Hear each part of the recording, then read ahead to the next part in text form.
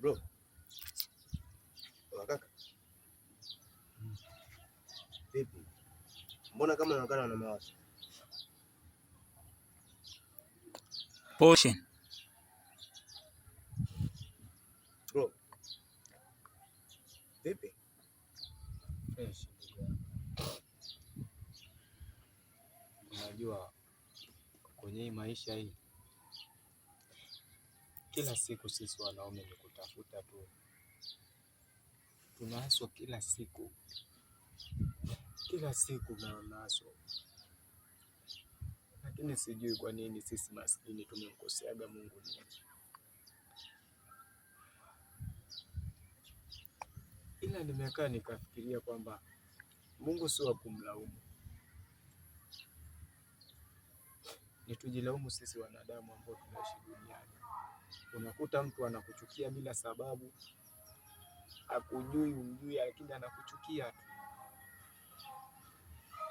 Yaani unakuta mtu ana roho mbaya, ana roho ya uchoyo, hata hadi kulike hata labda tu picha yako moja inakuwa mtihani, hata tu kulike na kusubscribe basi labda inakuwa ni mtihani. Sasa watu kwa nini tunakuwa na chuki binafsi, chuki zisizo na maana? Mtu tu yani kulike tu au jaribu hata kusubscribe tu inakuwa shida.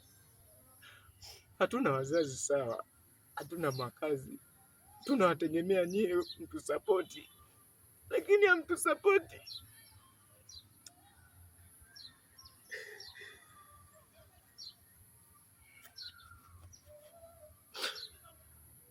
Ila naamini siku Mungu atatufungulia milango ya riziki, atatufuatilia tu.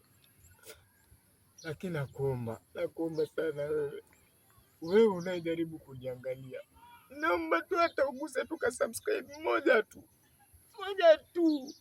na hakika utaona makuu ya Mungu, utaona jinsi Mungu atakavyokubariki. Asante.